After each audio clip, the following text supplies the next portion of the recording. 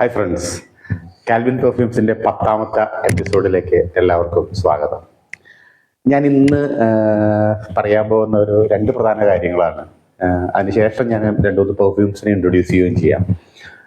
Basically perfume ഉപയോഗിക്കുന്ന ആളുകളുടെ ഏറ്റവും വലിയൊരു കൺസേൺ എന്ന് പറയുന്നത് ലാസ്റ്റിംഗ് ആണ്. ഞാനിതിന് മുമ്പത്തെ വീഡിയോയിലും പറഞ്ഞിട്ടുണ്ട്, കേരളത്തിലെ ഈ ചൂട് ക്ലൈമറ്റും ഇവിടുത്തെ ഹ്യൂമിഡിറ്റിയാണ് നമ്മുടെ പെർഫ്യൂംസിനെ ലാസ്റ്റ് ചെയ്യിക്കാത്തതിൻ്റെ ഒരു മെയിൻ ഘടകം.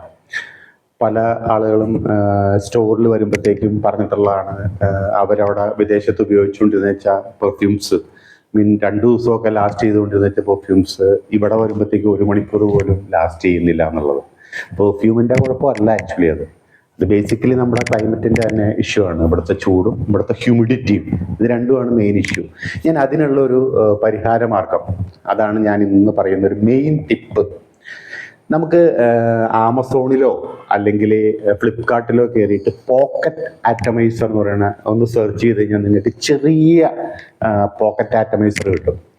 ഇതിന് ഈ പോക്കറ്റ് ആറ്റമൈസർ മേടിച്ചു കഴിഞ്ഞാൽ നമുക്ക് നമ്മുടെ കയ്യിലിരിക്കുന്ന പെർഫ്യൂമിനെ ഈ 5 ml അത്രേ ഉണ്ടാവുള്ളൂ, ഈ 5 ml പോക്കറ്റ് ആറ്റമൈസറിലേക്ക് നമുക്ക് മാറ്റാം. എന്നിട്ട് ഇടയ്ക്ക് ഒന്ന് ടോപ്പപ്പ് ചെയ്യുക, അതേ ഉള്ളൂ പരിഹാര മാർഗം. ഈ സാധനം നമുക്ക് പോക്കറ്റിൽ നടക്കാം, ബാഗിൽ വെക്കാം. ഓഫീസിൽ പോകുമ്പോഴത്തേക്കും ഇടയ്ക്ക് ഒന്ന് ബാത്റൂമിൽ കയറിയിട്ട് ഒരു അടി അടിച്ച് കഴിഞ്ഞാൽ, ഇടയ്ക്ക് ഒരു 1-2 പ്രാവശ്യം സ്പ്രേ അടിച്ച് കഴിഞ്ഞാൽ നമുക്ക് ആ പെർഫ്യൂം എത്ര ലൈറ്റ് ആണെങ്കിലും നമുക്ക് ത്രൂ ഔട്ട് ആ സ്മെല്ലിനെ കൊണ്ടുപോകാൻ സാധിക്കും. ഈ പോക്കറ്റ് ആറ്റമൈസർ നിങ്ങളുടെ ഇഷ്ടമായ കളറിൽ ഒക്കെ നമുക്ക് അവൈലബിൾ ആണത്. അതിലൊന്ന് ചെക്ക് ചെയ്ത് കഴിഞ്ഞാൽ നിങ്ങൾക്ക് കിട്ടും. അത് ഉപയോഗിച്ചാൽ മതി. ഈ ആറ്റമൈസർ എങ്ങനെ ഉപയോഗിക്കുന്നതെന്നും കൂടി ഞാനൊന്ന് എക്സ്പ്ലെയിൻ ചെയ്ത് തരാം. നമ്മളെന്തായാലും നമുക്ക് ഇഷ്ടമുള്ള പെർഫ്യൂം വാങ്ങിക്കുക. അത് 50 മില്ലിയോ 100 മില്ലിയോ നമ്മുടെ ഇഷ്ടമുള്ള അനുസരിച്ച് വാങ്ങിക്കുക. നിങ്ങൾക്ക് ഇഷ്ടമുള്ള ലൈറ്റ് പെർഫ്യൂം തന്നെ വാങ്ങിച്ചാൽ മതി. ലാസ്റ്റ് ചെയ്യുന്ന അതിന് ലാസ്റ്റിങ്ങിന് വേണ്ടിയിട്ട് ഇഷ്ടമില്ലാത്ത പെർഫ്യൂം വാങ്ങിക്കണ്ട. നിങ്ങൾക്ക് ഇഷ്ടമുള്ളത്, നിങ്ങൾക്ക് പ്ലസൻ്റ് ആയിട്ട് തോന്നുന്ന പെർഫ്യൂം വാങ്ങിക്കുക. എന്നിട്ട് ആ പെർഫ്യൂമിൻ്റെ ബോട്ടിൽ തുറന്നിട്ട് അതിൻ്റെ ഈ ടിപ്പ് ഊരി മാറ്റാൻ പറ്റും. അന്നേരം ഇങ്ങനെ ഒരു വൈറ്റ് ഭാഗം ഇങ്ങനെ പൊങ്ങി നിൽക്കുന്നത് കാണാം.